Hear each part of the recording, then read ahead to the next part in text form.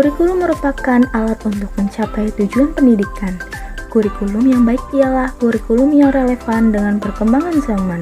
Dengan begitu, dapat menghasilkan peserta didik yang baik. Dalam video ini, saya akan memaparkan hasil observasi mengenai implementasi kurikulum di SD Negeri 2 Palimanan Timur yang berlokasi di Jalan Ki Patih Waringin, nomor 69 Palimanan Timur, Cirebon.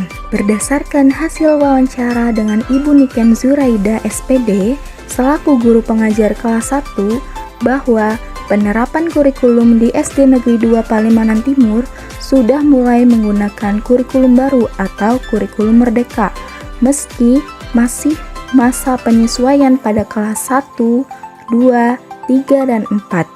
Sedangkan pada kelas 5 dan 6 masih menggunakan kurikulum 2013 dan direncanakan akan menggunakan kurikulum merdeka juga.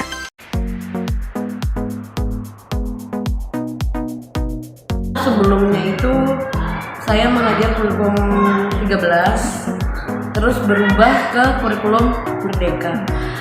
Pastinya ada perubahan yang signifikan ya dari pelajaran-pelajaran tertentu, terus gaya belajarnya juga di sekolah menyesuaikan, karena sebenarnya kalau kurikulum merdeka itu dia menyesuaikan bagaimana guru yang menyampaikan kepada anaknya.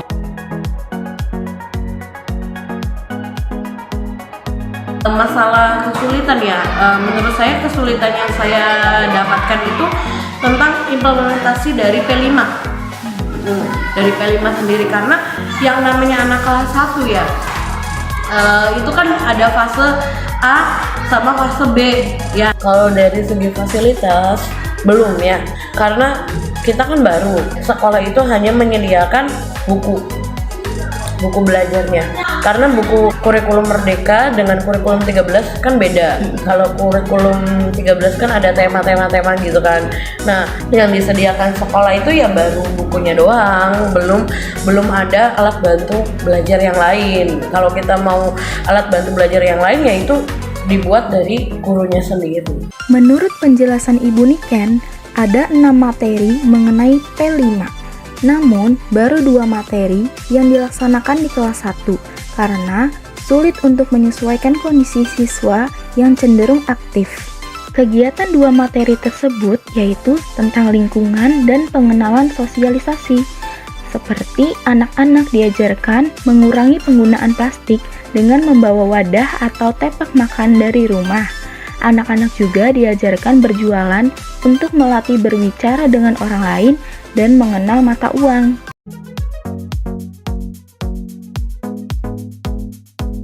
Perbedaan dari kurtilas, kalau kurtilas itu menurut saya lebih ke tidak fleksibel ya. Yang balik lagi yang awal saya sudah jelaskan, kalau misalnya kurikulum merdeka itu lebih fleksibel dengan menyesuaikan dengan kondisi anaknya, dengan kondisi siswanya. Di kurikulum merdeka ini lebih mengedepankan kebutuhan peserta didik dan memperhatikan peserta didik yang memiliki keistimewaan. Sebelum menerapkan kurikulum merdeka, sekolah memfasilitasi guru perwakilan untuk mengikuti seminar terkait IMM atau implementasi Merdeka Mengajar, dan guru perwakilan memberikan pemahaman tentang IMM kepada guru lain di SD Negeri 2 Palimanan Timur.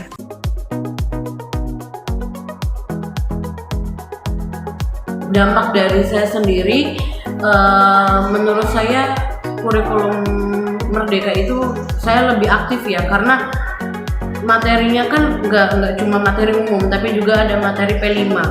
yang kita harus ajarkan, yang kita harus berpikir, yang kita harus lebih kreatif lagi biar anak-anak lebih enak kan belajarnya gitu. Kalau untuk khususnya untuk anak-anak mah yang namanya kelas 1 ya, karena masih ngikut.